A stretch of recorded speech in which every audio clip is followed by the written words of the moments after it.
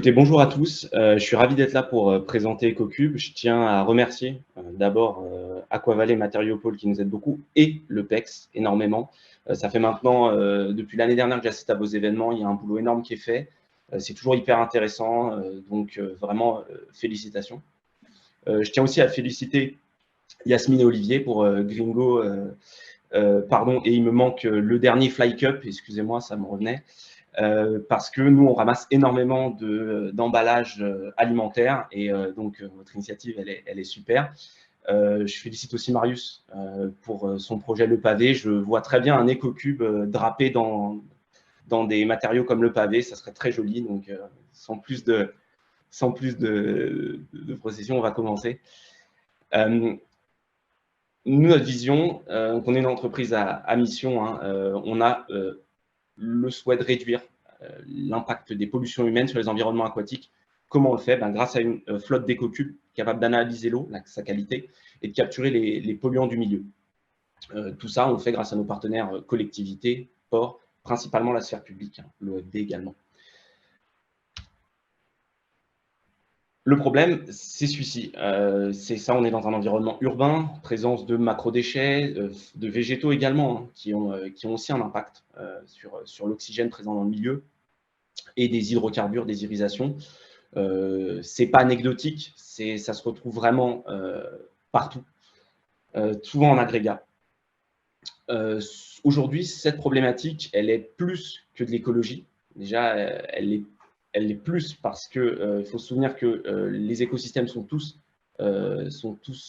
intriqués, et donc finalement, cette eau qu'on voit ici, 18 jours plus tard, sera en mer.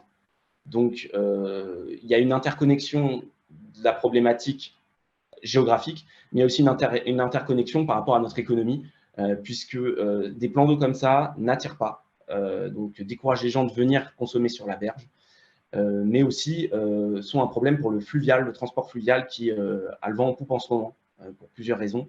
Donc on va rencontrer des problèmes sur les moteurs, on va rencontrer des problèmes sur les passages de portes d'écluses dus à ces déchets.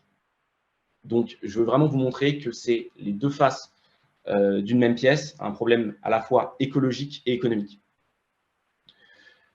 Donc aujourd'hui, nous, les besoins qu'on identifie, c'est trop grande pollution de l'environnement aquatique, un désir des acteurs de retourner à la baignade, un désir aussi de stimuler la navigation fluviale de plaisance pour une réappropriation, hein, de l'espace par les citoyens, mais aussi un besoin donc économique de circulation. On a finalement également des contraintes qui sont du voisinage, puisque il y a une pression, hein, qui est exercée sur les services, elle n'est pas anodine, hein. Cette pression pour justement un retour à la propreté, tout le monde s'appropriant un petit peu le plan d'eau à juste titre, et donc les services sont vraiment la cible de certains du voisinage.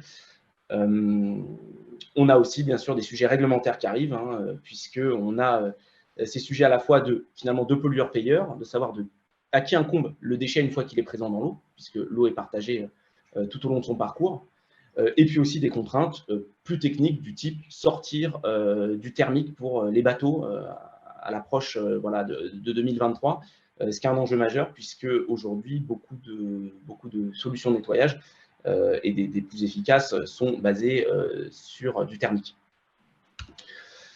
Finalement, notre solution, qu'est-ce que c'est? Hop, voilà, c'est ça. Voilà, notre solution, qu'est-ce que c'est? C'est une station, un éco-cube, une station qui est accrochée à la berge et qui attire à elle de grandes quantités de pollution. Ces pollutions, elles sont de trois natures pour le moment.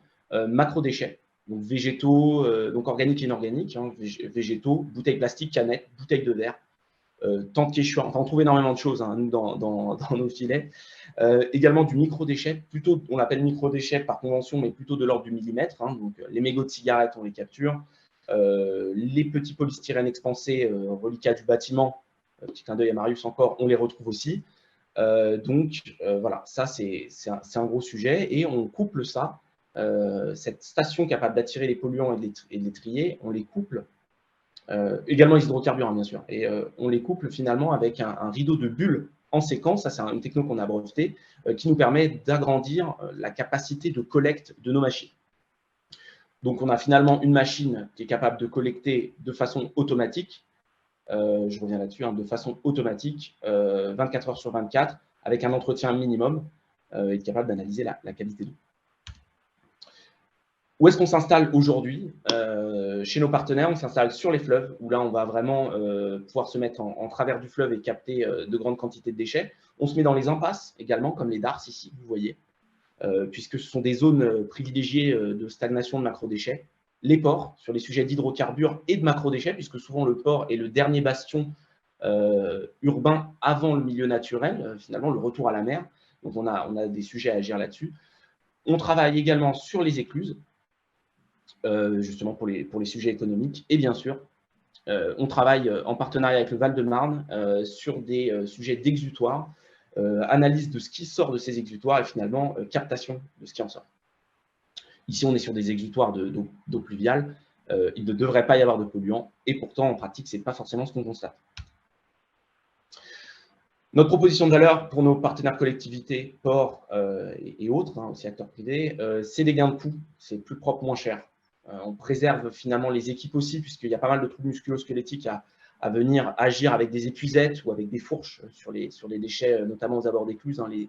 Les éclusiers ne sont pas épargnés.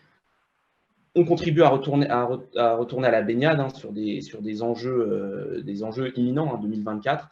Et puis, bien sûr, préserver l'attractivité pour le retour à l'appropriation de la berge.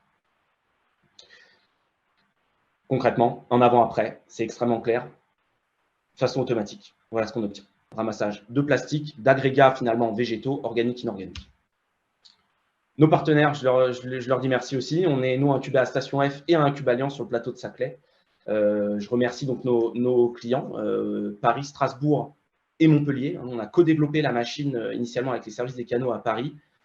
Et aujourd'hui, on est installé à Montpellier et Strasbourg. Je remercie aussi le réseau Entreprendre du Val-de-Marne qui nous a beaucoup aidés. Voilà. Notre équipe, on est 5 aujourd'hui, mais voilà, mon cofondateur et moi-même, nos coordonnées. N'hésitez pas à nous appeler pour tout sujet, avec grand plaisir.